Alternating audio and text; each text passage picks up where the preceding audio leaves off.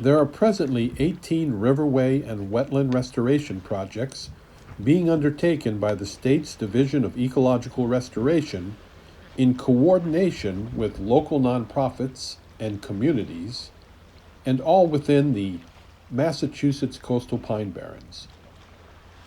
Two of those restoration projects are in Kingston: the Stony Brook Tussock Brook project near the eastern end of the Jones River, and the Lake Street Forge Pond Fish Passage project near the source of the Jones River, Silver Lake.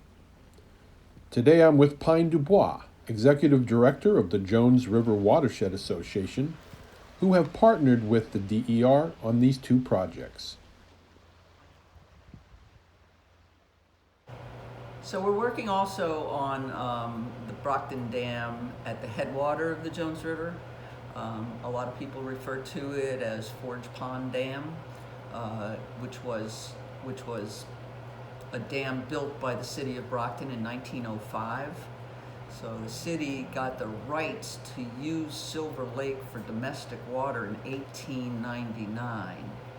And at that time, they felt like they needed to make a dam that would raise the lake up a foot so that they could take that top foot of water and use it for their water supply. And that top foot of water for their water supply would last them all year long. But over the course, I think by 1920, in the Brockton Water Commission reports, they say clearly we need additional water supply because we're overusing Silver Lake. We shouldn't be doing that. And I certainly agree with that, because when I first moved on to the land in Kingston, by 1980 they were taking 18 million gallons a day out of Silver Lake instead of the 2 that they thought that they really had a right to. And that was draining the lake. It took it down 22 or 23 feet at the time. It was below their intake structure. They put in submersible pumps. So going back to the beginning, Silver Lake, is a glacial lake. It's 75 feet deep, but only in the middle. It's not 75 feet deep everywhere on the lake. And it's a glacial lake with groundwater flow into it. So the more you take it down, the more you dry up the land around it and create problems. So when they did that, everybody that had wells around the lake, especially in Plimpton, lost their wells. I lost my well. I was in Kingston. We were without any well water for 9 months, as I recall. I used to hike to Hingham to fill up my water bottles down at the Blue Hill Spring to feed the horses and the chickens and the rabbits and the dogs and us. And that was a real problem. So that invested me into the project, but the Brockton Dam today, that 1 foot of elevation that the dam gives the lake, would service the city of Brockton for 8 days. So for 8 days of additional water supply, the region and the Commonwealth, and in fact the globe, has lost one of the premier spawning habitats for ocean-dwelling fish. What is our big crisis right now? We're losing our cod.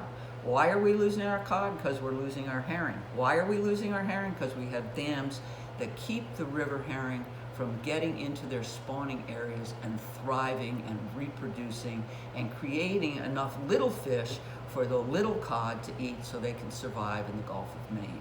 What our organization is about is reconnecting the ecosystem, not starving the city of Brockton. We want the city of Brockton to thrive just like we want Kingston to thrive. We want our communities to thrive. But we understand that there's a balance. And if you destroy the very thing that you rely on for life sustenance, then you're not going to survive. D.E.R. realized that that's right, that the Jones River, which begins at Silver Lake, needs to have full connectivity in order to be a healthy river, and in order to have the dynamics and the economic fortitude to contribute to society in the full way that it can, and the full way that it did when people start moving here so long ago. D.E.R. established a priority project at our request up at Forge Pond to provide flow to the Jones River. Last year, on Earth Day, the Division of Marine Fisheries, another partner of ours, put in a temporary fish ladder at the Brockton Dam. This year, that is part of our counting routine. We have fish in the base of the dam wanting to get into Silver Lake. We're making it possible, and last year a video recorded for the first time in I don't know how many centuries the first river herring getting into Silver Lake. So we're getting there, and we're getting there because agencies like D.E.R. has given us the credentials, if you will, to say, yes, this is impaired.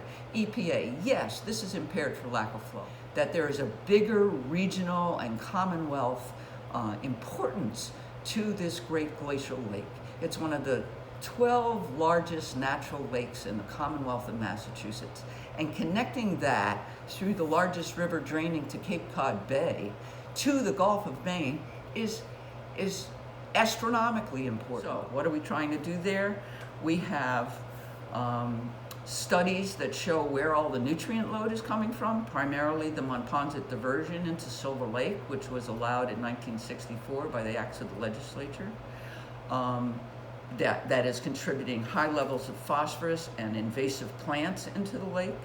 We have to change Brockton's drawdown. They need to be more focused on quality and quantity in terms of a resilient and sustainable supply.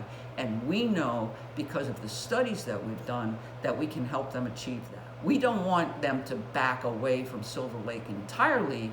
We want them to go from 9 million to 2 million gallons a day. In order for there to also be continuous flow to the Jones River that will reconnect the ecosystem and reestablish the environmental resiliency in this important area.